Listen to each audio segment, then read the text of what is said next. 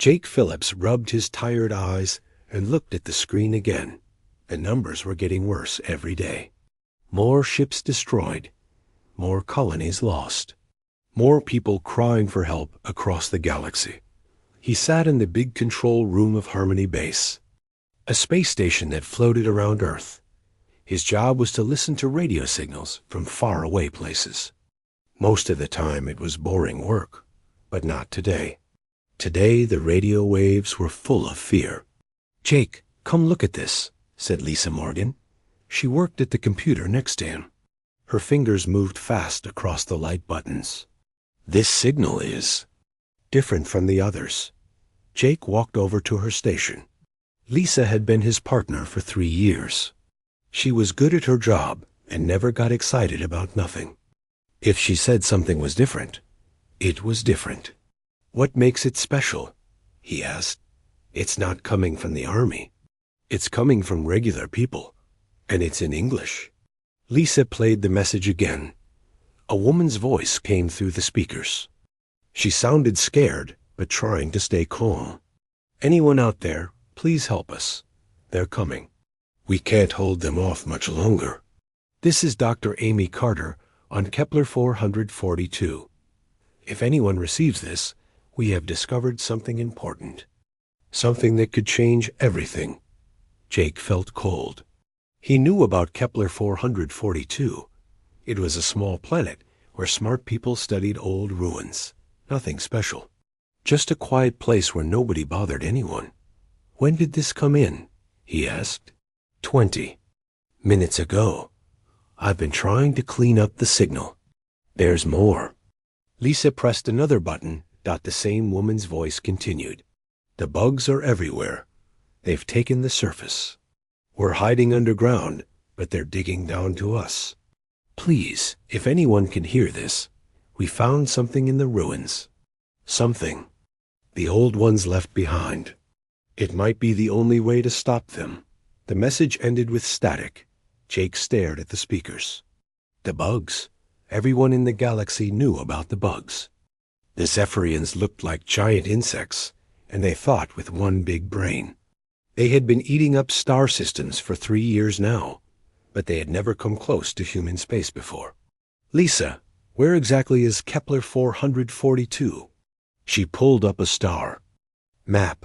A red dot showed the planet's location. Jake's stomach dropped. It was right in the path of the bug army. "They'll be there in 2 days, Lisa said quietly. Jake knew the rules. Humans didn't fight in alien wars. The government on Earth had made that very clear. Stay neutral. Don't take sides. Keep safe. But these weren't soldiers calling for help. These were scientists, and they said they found something important. Get me Admiral Stone," Jake said. "Jake, you know what she's going to say. Just get her." Lisa worked at her controls. In a few seconds, Admiral Helen Stone's face appeared on the big screen. She looked tired.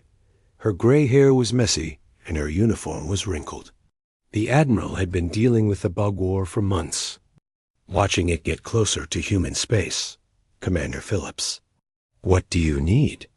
"Admiral, we picked up a distress call from Kepler 442. It's a civilian research team. They say they found something important in some old ruins." Admiral Stone's face got hard. "Commander, you know our position. We don't get involved in alien wars." "Ma'am, this isn't about the war. This is about saving innocent people. And they might have found something that could help everyone." The Admiral was quiet for a long time. She looked at papers on her desk, then back at Jake. "What kind of help would they need? A small rescue mission? We could use the Nighthawk. Captain Harper knows how to get in and out without being seen. And if we run into bug ships?" Jake looked straight at her. "Then we'll find out why everyone calls us Deathworlders." Admiral Stone almost smiled. "Almost. You really think it's worth the risk?" "Admiral, if they found something that could change everything, we can't let the bugs get it first. And if we're wrong, We only lose one small ship instead of watching good people die. The Admiral looked at more papers. Jake could see her thinking. Earth had been part of the big galaxy community for 50 years, but humans had always stayed out of fights. They were known as the quiet people from the dangerous planet. The planet with storms and earthquakes and animals that tried to eat you. Most aliens thought Earth was too dangerous to live on. They called it a death world. They called humans Deathworlders. But they said it like it was a bad thing. How long do we have? Admiral Stone asked. The bugs will reach Kepler 442 in 2 days, maybe less. And our people? Dr. Carter and her team? Maybe 12 people total. Admiral Stone nodded slowly. I'll authorize a rescue mission. But Commander Phillips, if this goes wrong, it could drag us into a war we're not ready for. I understand, ma'am. No, I don't think you do. The bugs have destroyed over 1,000 ships in the last month. They don't take prisoners. They don't make deals. They just eat everything in their path. Jake felt his hands shake a little, but he thought about Dr. Carter's voice. The fear in it, the hope. Admiral, if we don't try, we'll never know what they found. And good people will die, knowing help was close. The Admiral stared at him for a long moment. Then she nodded. Get Captain Harper. Tell him to prep the Nighthawk for immediate departure. And Commander? Yes, ma'am? Tell him to be ready for anything. The galaxy is about to learn what happens when you threaten people under human protection. The connection ended. Jake sat back. In his chair, Lisa was looking at him with wide eyes. Do you think we're doing the right thing? She asked. Jake looked at the star map again. The red dot that showed Kepler 442. The arrows that showed the bug army moving toward it. I think we're about to find out what humans are really made of. Captain Ben Harper had seen many scary things in space, but nothing like this. The Nighthawk came out of hyperspace at the edge of the Kepler 442 system, and the first thing he noticed was how quiet everything was. Where are all the ships? Asked Rachel West. She was his second in command and had been with him for 5 years. She was looking at the computer screen with a confused face. The report said there should be 3 big fleets here to protect the system. There were, said Tony. Martinez. He was their pilot and had the best eyes on the ship. His voice sounded empty and sad. Look at all the broken pieces around the 4th planet. Harper felt his blood turn cold. The ship's computers showed him what had happened. Pieces of metal and frozen air floated in space like a graveyard. The defending ships hadn't just lost the battle. They had been completely destroyed. How many ships? Rachel asked in a whisper. The computer says over 200 different wrecks. Tony reported. Everything from small fighters to the biggest battleships. Harper stared at the screen.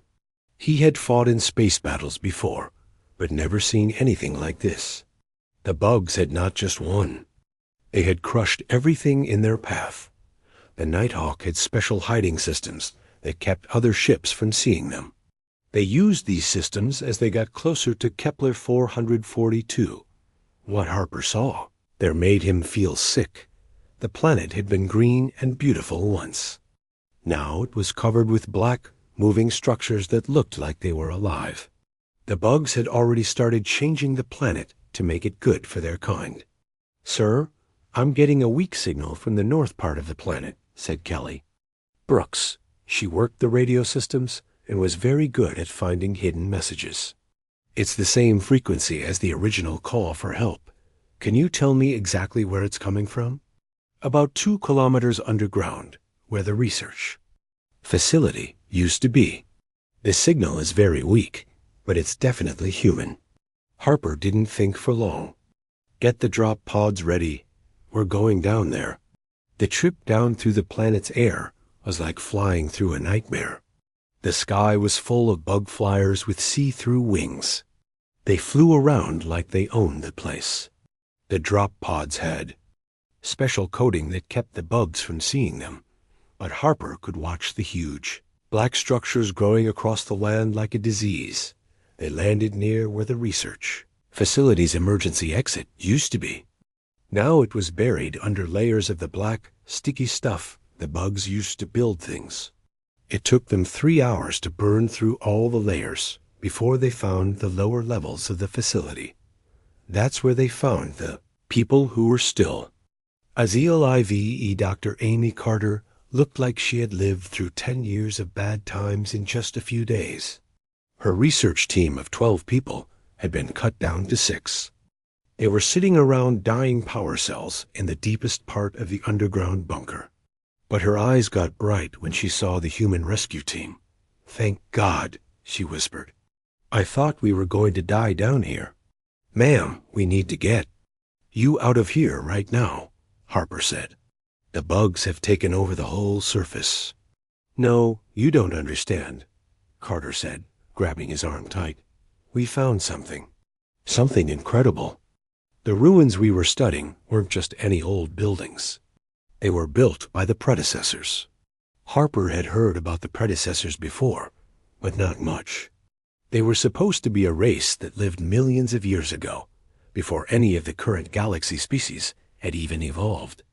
Most smart people thought they were just stories. "Dr. Carter, with respect, we need to focus on getting you to safety. Captain, the predecessors left behind a weapon, something that could stop the bugs. But it needs a special type of brain pattern to work, a pattern that only exists in species that evolved on high-gravity death worlds." Harper felt cold fear run down his back. "You mean—" "I mean humans might be the key to ending this war." Carter led them deeper into the facility, to a room that had somehow survived the bug attack. Inside were computers and screens, showing pictures of the ruins they had been studying. But these weren't normal ruins. They were covered with symbols that seemed to move when you looked at them. The predecessors were amazing, Carter explained as she worked at a computer. They built things that could last millions of years. And they knew that someday, species like the bugs might threaten the galaxy. She showed them pictures of a huge structure buried deep in the ruins. It looked like part building, part machine, and part living thing. "This is the Nexus Array. It's designed to disrupt the neural connections that allow hive mind species to work together. It could shut down the bugs' shared consciousness." Rachel looked at the pictures with wide eyes. But why would they build something that only humans could use? "We've only been in space for a few decades." Carter smiled, but it wasn't a happy smile. Because they didn't build it for humans specifically. They built it for any species that could survive on a death world. Humans just happened to be the first such species the galaxy has seen in millions of years. "Where is this weapon?" Harper asked. "That's the problem. The control systems are located in the most heavily defended bug stronghold in the war zone. Getting there would be almost impossible." Harper looked at his team.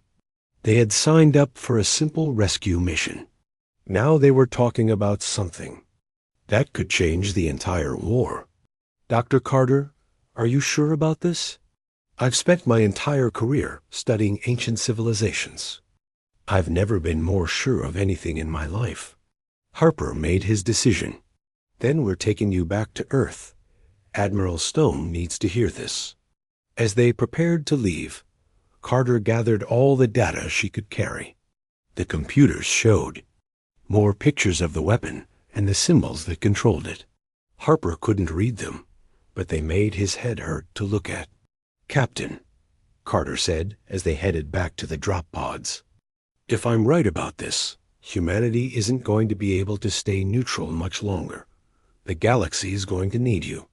Harper helped her into the drop pod and strapped her in. Outside, he could hear the sounds of the bugs moving through there. Black structures. They were building something huge, something that would spread across the entire planet. "Ma'am, we've been neutral for 50 years. That was before you knew You might be the only ones who could stop this. The trip back to the Nighthawk was dangerous. More bug flyers had appeared, and their drop pods were detected twice. But Tony Martinez was a good pilot, and he got them back to the ship safely as they left Kepler 442 behind. Harper watched the planet shrink on the screen. Soon it would be just another bug world, covered in their black structures and crawling with their hive-mind creatures. But now he knew something the bugs didn't know. Somewhere in the galaxy was a weapon that could stop them. And only humans could use it. The question was, would humanity be brave enough to try? The trip back to Earth was full of danger. Captain Harper had to fly the Nighthawk through 3 different bug patrol groups. Each time they almost got caught.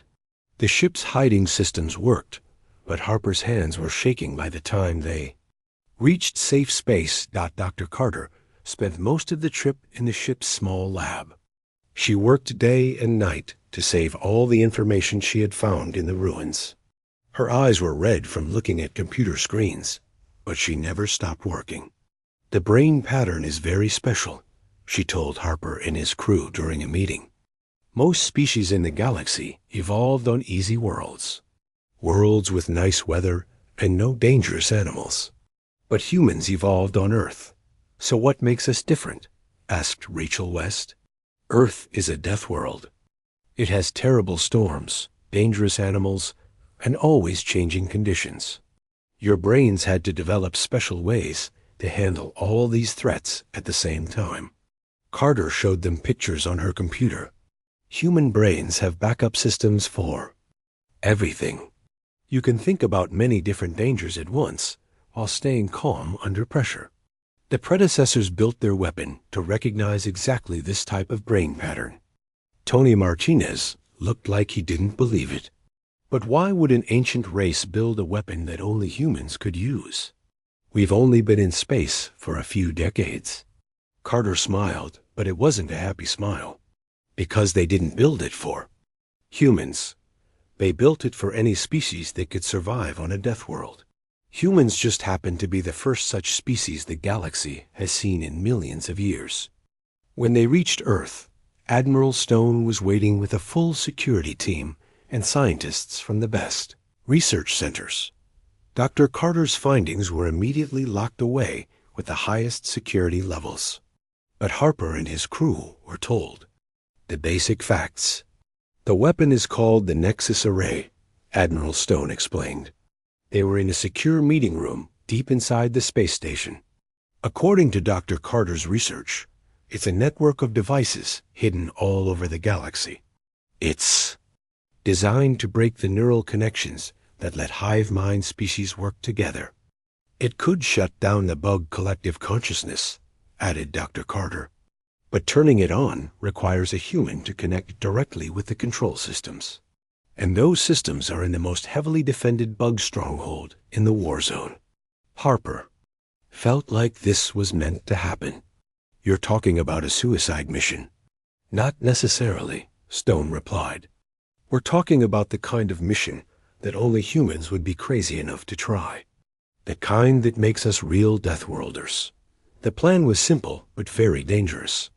A small group of human ships would break through the bug defense lines and get a strike team to the Nexus Array's control center. The team would need to fight through countless bug defenders, turn on the weapon, and somehow stay alive when everything went crazy. Sir, Harper said, my crew volunteers for the mission. Stone nodded.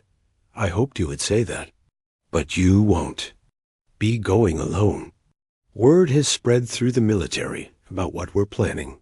Every human in the armed forces wants to be part of this. The next few days were like a storm of activity.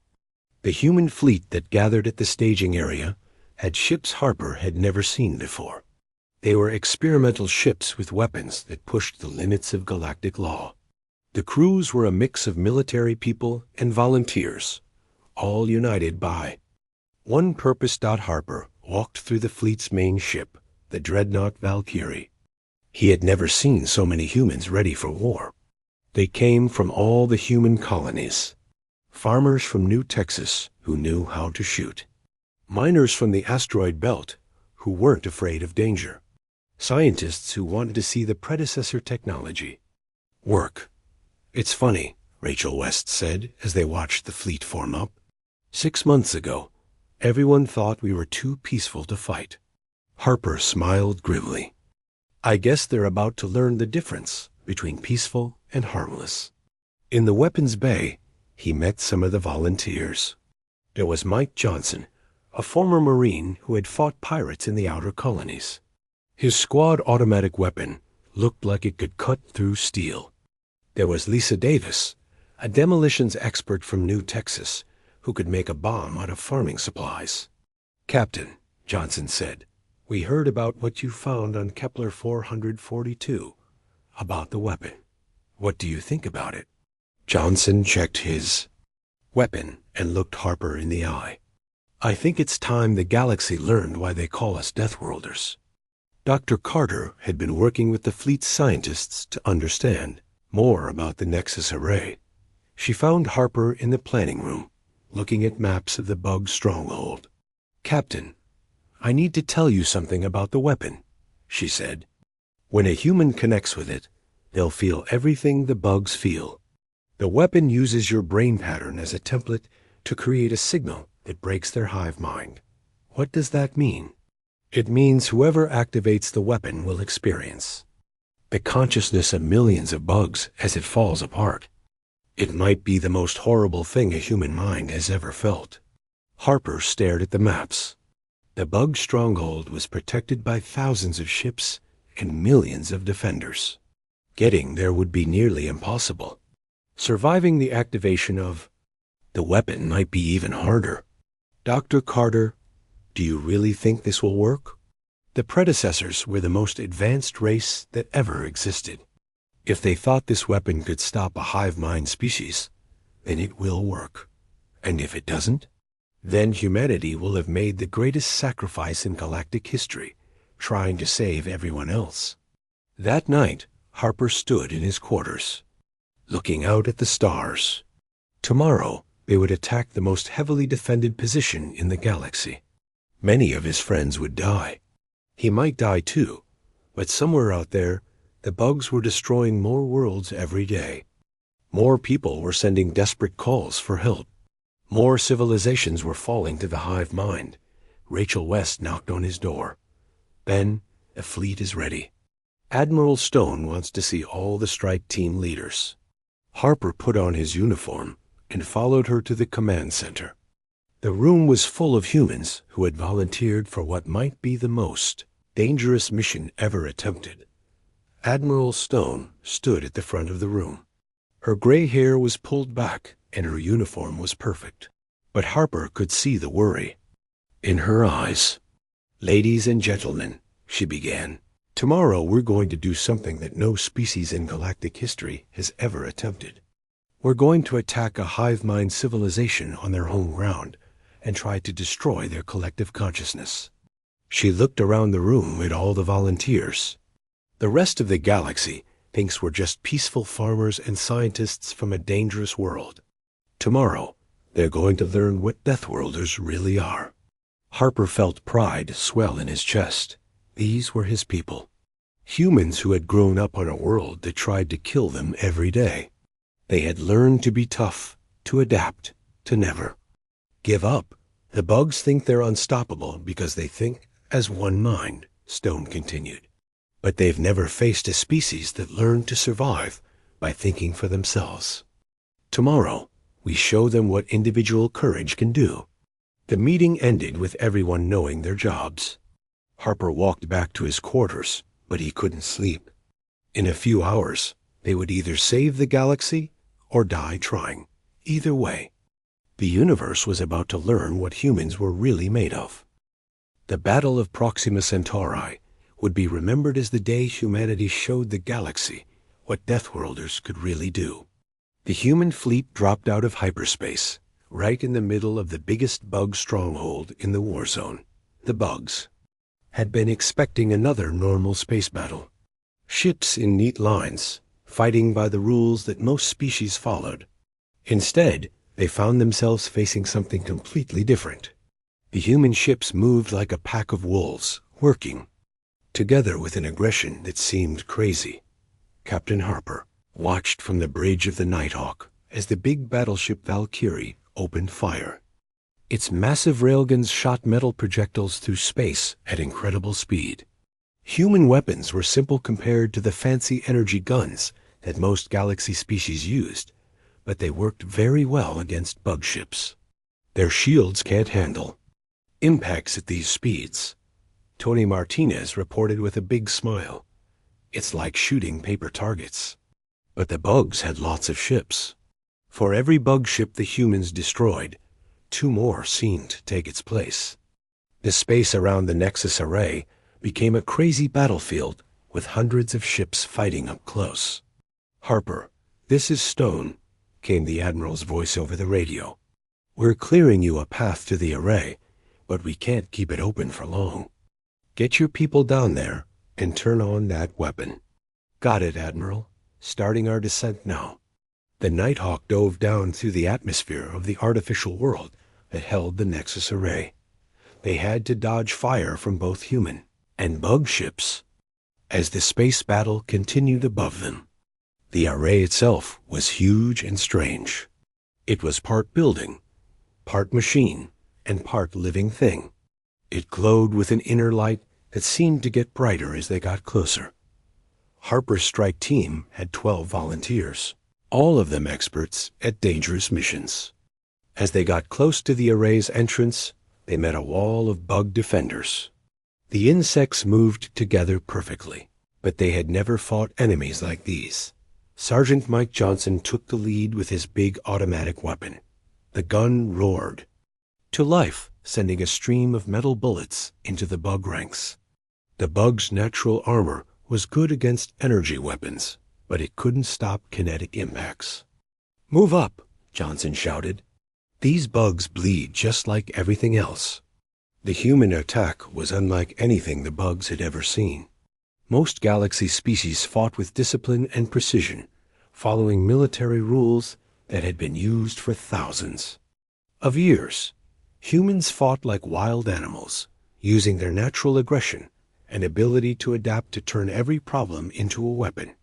Lisa Davis, the explosives expert from New Texas, used homemade bombs to blow up sections of the array's living walls. This created new ways for the team to get inside. Growing up on a frontier world had taught her to see opportunities where others saw only obstacles. "Captain," she called out, "I found an air vent that goes straight to the control center. It's tight, but I think we can make it." Harper made the decision quickly. "Johnson, take half the team and make noise at the main entrance. Davis, you're with me. We're going through the vents." The trip through the array's inside was a nightmare of tight spaces and living growths that seemed to pulse with evil life. But Dr. Carter's research had been right. The predecessor technology was still working after millions of years, waiting for the right kind of brain to turn it on. When they finally reached the control center, Harper found himself looking at the array's main interface. It was a crystal structure that seemed to exist in several dimensions at once. Its surface was covered with symbols that hurt to look at directly. "According to Dr. Carter's notes," Davis said, reading from her tablet, "you need to put your hand on the interface and think about stopping the bug collective consciousness." Harper took a deep breath. Through the radio, he could hear the space battle still raging above them. Human ships were dying to give him this chance. He couldn't let them down. He placed his palm against the crystal. Immediately, his mind was flooded with information. He could see the location of every bug ship in the galaxy. He could feel the structure of their hive mind network. He could sense the weaknesses in their collective consciousness. It was like being connected to a giant brain made of millions of smaller brains. The bugs thought as one mind, sharing every thought and feeling. Harper could feel their confusion as his human consciousness touched theirs. They had never encountered anything like individual thought before. the weapon was designed to use his human brain pattern as a template. It would create a signal that specifically targeted hive mind consciousness. But to do that, it had to channel that signal through him. Harper felt the weapon starting to activate. Pain shot through his head as the array used his neural patterns to create the disruption signal. He could feel the consciousness of every bug in the galaxy, and he was about to destroy their connection to each other. "Do it," he whispered to himself, and pushed his will into the crystal. The effect was instant and terrible. Across the galaxy, every bug ship suddenly went dark as their collective consciousness was cut off. The perfectly coordinated swarm became a collection of confused individuals. Their natural instincts had been overridden by millions of years of hive mind. Evolution. Harper felt the weapon's activation through every nerve in his body. The Nexus array channeled the disruptive energy through him, using his human neural patterns as a guide to create a signal that broke the hive mind apart. For a moment, he was connected to every bug in the galaxy, feeling their confusion and terror as their collective identity dissolved. "Captain!" Davis's voice seemed to come from very far away. "The array is overloading. We need to get out of here." Harper stumbled back from the interface. His vision was blurry, and his hands were shaking. The crystal structure was now glowing with intense light that seemed to burn through his eyes. Around them, the living walls of the control center were starting to twist and collapse as the array's power systems went critical. The escape from the Nexus array was a desperate race against time. Johnson and his team had fought their way to the control center just as the structure began to fall apart around them. The bug defenders were no longer coordinated, but they were still dangerous. Maybe more dangerous now that they were acting on individual instinct rather than collective strategy. "Nighthawk, this is Harper," he called into his radio as they ran through collapsing corridors. "We need immediate pickup." "Copy that, Captain," came Martinez's voice. "I'm bringing the ship down to the surface. 2 minutes." Those 2 minutes felt like hours. The team fought their way through panicked bug defenders and falling architecture. The array's death was creating chaos throughout the structure. Harper's head was pounding from his contact with the predecessor technology, but he pushed through the pain. They reached the surface just as the Nighthawk touched down. The engines were already spinning up for immediate departure. The team jumped into the ship as the array finally collapsed completely. Its ancient systems had finally failed after their one perfect moment of activation. "Get us out of here." "Harper!" shouted. The Nighthawk rose into space to find the battle was over. The bug fleet hung motionless in space, their ships dark and silent. Individual insects could be seen through the transparent sections of their vessels, moving randomly without purpose or coordination. "My God," whispered Rachel West. "It worked." It actually worked. Admiral Stone's voice came over the radio, filled with triumph and exhaustion. "All ships, this is Stone. The bug collective consciousness has been completely disrupted. The war is over." Harper collapsed into his chair, his body shaking from the neural feedback. But as he looked out at the silent bug fleet, he felt something he had never felt before. Pride in what humanity had accomplished. They had saved the galaxy. The silence after the battle was almost as shocking as the battle itself. Captain Harper sat in the medical bay of the Nighthawk, watching through the window as bug ships floated dead in space. Individual insects moved around inside their vessels, but they moved like they were lost. For the first time in their species' history, they were thinking for themselves. "How do you feel?" asked Dr. Carter. She had been checking on Harper every hour since he activated the weapon. The connection with the predecessor technology had changed him in ways they didn't fully understand yet. "Like I had a conversation with a million voices at once," Harper said quietly. "I can still hear echoes of their thoughts. They were so scared when the connection broke. The bugs? They had never been alone before. Imagine living your whole life as part of one big mind, then suddenly being cut off. It must have been terrifying. Dr. Carter made notes on her tablet. The medical scans show you're recovering well. The neural feedback should fade over time. But Harper wasn't sure he wanted it to fade completely. The experience had shown him something amazing. The bugs weren't evil. They were just different. They had evolved to think as one mind because it kept them safe. When that safety was taken away, they became frightened individuals trying to figure out how to survive. Admiral Stone's voice came over the ship's radio system. All fleet commanders report to the Valkyrie for debriefing. The war may be over, but we have a lot of work to do. The meeting took place in the battleship's main conference room. Harper was still weak from his experience with the weapon, but he insisted on attending. Around the table sat the commanders who had led humanity's first major space battle. The immediate threat is over, Admiral Stone began. But we're facing a completely new situation. The bug collective consciousness is gone, but there are still millions of individual bugs throughout the galaxy. They need help. Help? Asked Commander Johnson. They were trying to destroy everything a week ago. That was when they were controlled by the hive mind, Stone replied. Now they're individuals who have never had to think for themselves. Early reports from our ships suggest many of them are asking for assistance. Harper spoke up, his voice still hoarse. When I was connected to the weapon, I felt what they felt. They're not monsters. They're scared and confused. Some of them are even grateful to be free. The room was quiet as everyone thought about this. The bugs had been the galaxy's greatest enemy for 3 years. Now they were refugees who needed help learning how to be individuals. What about the rest of the galaxy? Asked Rachel West. How are they reacting to what we did?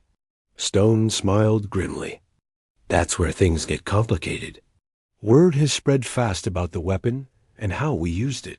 Delegations from dozens of species are requesting meetings with Earth. Some want to be our allies. Others want to know if we're a threat. Over the next few weeks, Harper recovered his strength while staying on the Valkyrie. His ship had become humanity's unofficial embassy as alien diplomats arrived to meet with Admiral Stone. Harper watched many of these meetings, fascinated by how different species reacted to what humans had done. The Outer Rim Alliance, the group that had been fighting the bugs, was full of gratitude. Their representatives couldn't stop thanking humanity for ending the war. They offered trade agreements, military alliances, and access to their most advanced technology. But species from the core worlds, the older and more established civilizations, were worried. They had never seen a weapon like the Nexus Array, and they were concerned about any species that could use such power.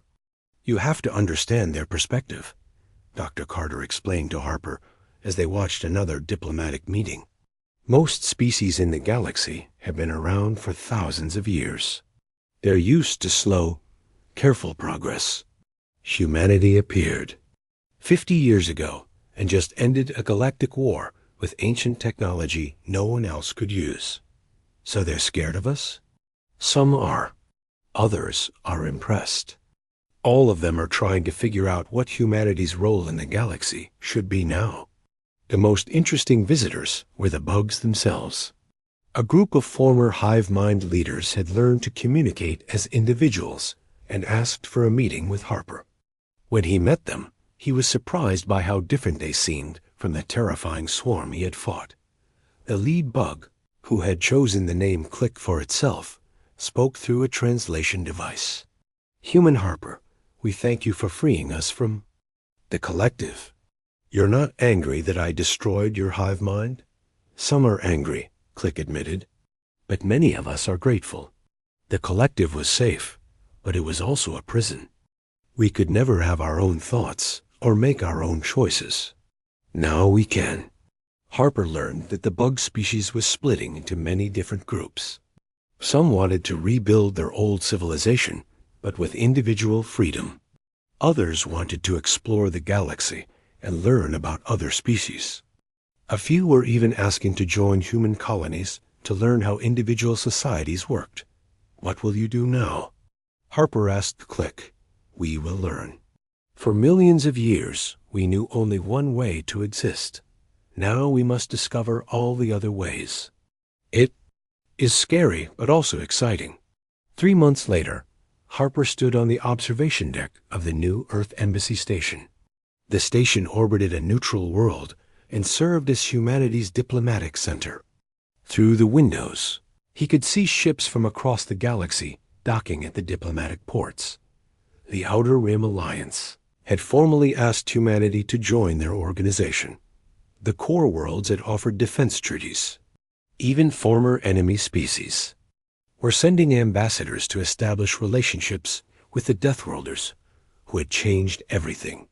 Strange how things work out, Rachel West said, joining him at the window. She had been promoted to captain and given her own ship. 6 months ago, we were just trying to stay out of everyone else's business. Harper nodded and touched the small crystal pendant he wore around his neck. Dr. Carter had made it from a fragment of the Nexus array, a reminder of the weapon that had saved the galaxy. The galaxy learned something important. Sometimes peace requires war. Sometimes the most dangerous thing is not fighting when you should.